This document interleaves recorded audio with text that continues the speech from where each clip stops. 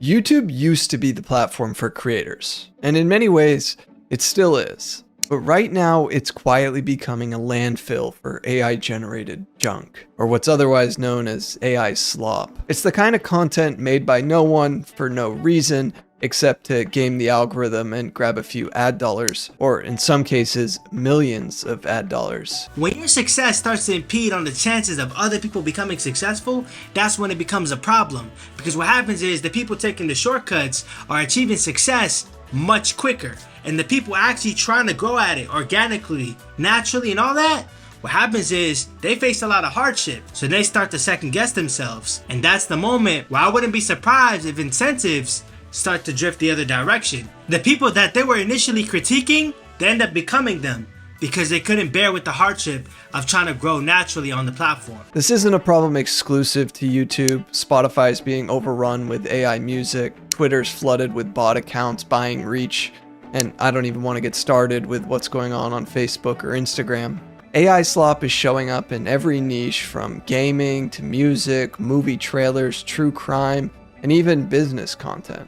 And I'll admit, I underestimated the scale of this myself. Yeah, but why would you be surprised? Platforms are literally incentivizing you to integrate AI into content creation. They're literally providing the features for you to do that, bruh. So don't be surprised when bad actors come in and start exploiting the features that these platforms are providing. It's kind of ironic. The same thing that they were vouching for ends up being the exact same thing now they got to start placing restrictions on because it's getting out of hand. Man, y'all should have never even brought it in the first place. Mostly because I've curated my algorithm to avoid this kind of content. But in doing so, I missed what millions of people are actually being served and how fast it's spreading.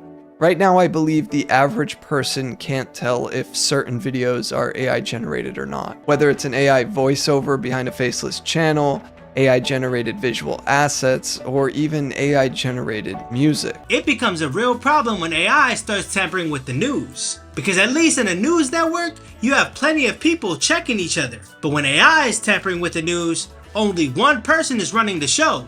And whatever narrative they want to spread, that's the narrative they're going to spread. They get to fearmonger and manipulate you into doing whatever they want you to do. The fastest growing channel on YouTube over the last year has been this one, Masters of Prophecy.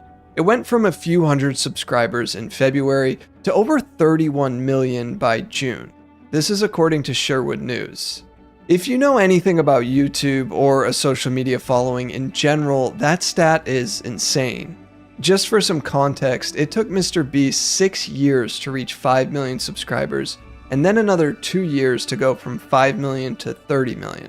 And that was after making 750 videos, and likely spending millions of dollars in the process. So this dude went from a few hundred subscribers in February, and then 4 months later, he gained 30+ million subscribers? Mr. Beast couldn't even do that, bruh. It took him years to do it.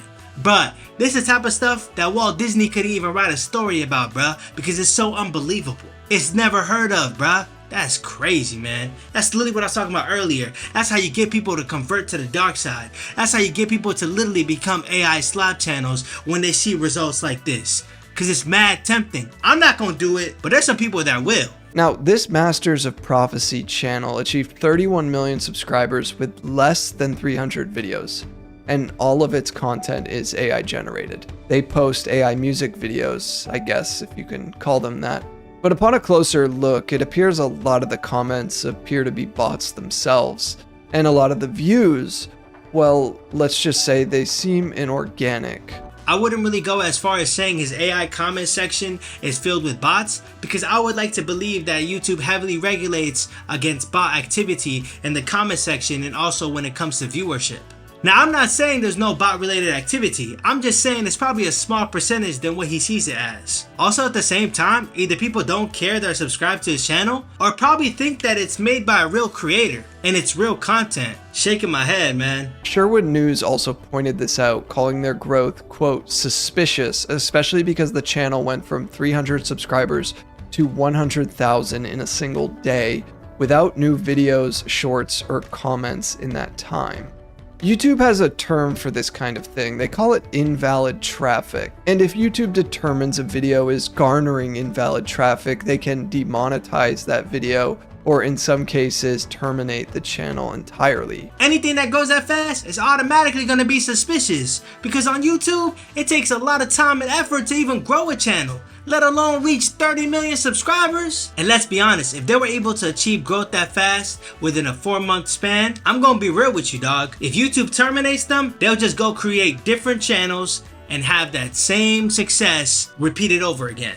But speaking of labels, as far as I can see, nowhere on these videos does the channel or YouTube itself label this as AI generated, which is a complete and utter failure by both parties in my opinion. Because when uploading a video to YouTube, they have a box that the creator is supposed to check if the video contains AI generated content. You know, similar to that box that appears when you watch a video and it pops up and says, this video contains paid promotion. Now that's due to an FTC guideline, but I don't think that I've ever seen a disclaimer box from YouTube on any of these AI videos. See, the only reason we know that a video has paid promotion is because of the FTC. But we need some sort of FTC type of equivalent to enforce YouTube to also providing labels on when something is generated with AI, so we can be able to distinguish from what's real and what's fake. And unless an FTC type of thing equivalent shows up and enforces YouTube to do that, we will never know what's AI and what's not, especially with how advanced AI is getting. So don't expect those labels to come anytime soon. Several companies are already spending billions of dollars trying to figure out how they can capitalize on all of this. Because if people want to replace themselves with AI, they need technology to do so. Ironically, Google, which owns YouTube, is actively participating in this with their AI video generator tool called VO3. The business model is quite simple. You pay these companies for a subscription and that they will generate the AI slop for you. Hey, if you're trying to be an AI slop channel, please don't do it. Because usually when it comes to things like this, creators are usually the ones who take the hit first. And it even sucks when you have a corporation as big as Google worth trillions of dollars and can be able to literally make money from anywhere and decides to capitalize off this specifically. Like, you guys can't find anywhere else to maximize profits? It almost feels like Google, man, is trying to make profit at the creator's expense. It's one thing for AI generated slop to be making music or even be involved in video games, but it's another when people start using it to insert themselves into real events and make up stories around them. But as you can see, there's a pattern. When there's a high profile legal case or something dominating the headlines, these AI slop channels come crawling out of the woodwork. Honestly, now that I think about it, we don't just need labels on AI content. We need regulation on AI content creation itself. Imagine somebody in the basement creating false evidence that you get charged for. You get more charges because they suspect that you committed that crime when the whole time it was fake. Oh nah, bruh. Oh nah, bruh. Whoever gonna do that to me, run the fade, bro. Run the fade. Nah. That's crazy, bro. That's why I'm saying we need AI content regulation. And this is where AI slop stops being an annoying inconvenience and starts actively undermining how people process reality.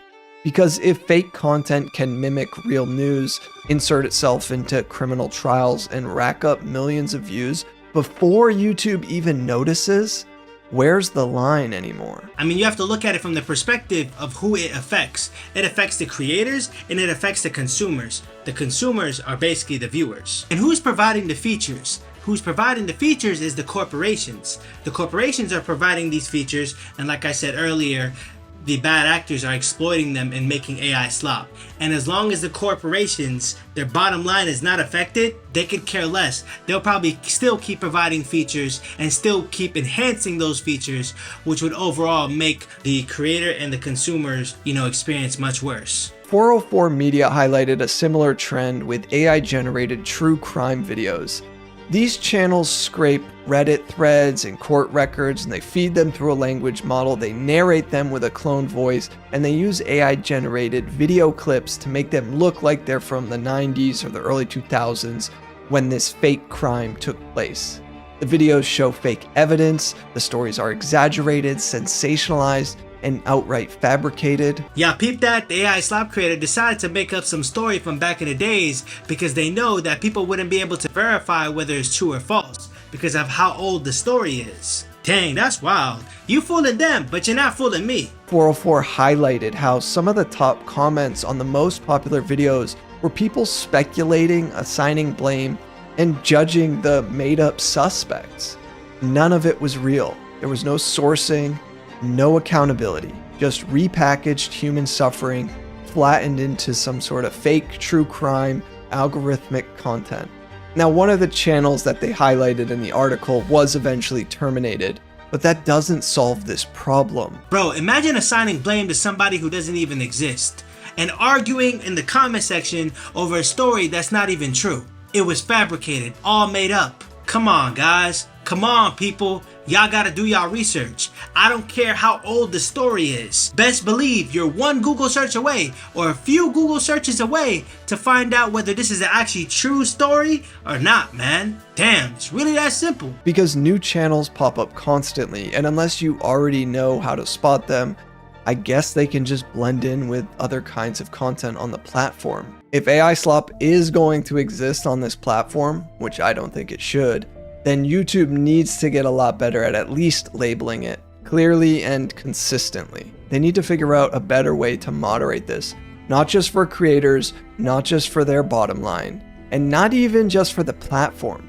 but for the public itself. But I also think regulation is already way behind, and if it stays that way, this problem is only going to get worse. But like I said, as long as most of the impact is on the creators and the consumers and not the corporation's bottom line, don't expect anything to change drastically. But if you guys got some suggestions, let me know in the comment section below. And if y'all tired of all this fake AI slop, wait till you see my next video. The corporations themselves have created a fake AI arms race. Can y'all believe that? That's wild, man. Peace and love. I'll see y'all.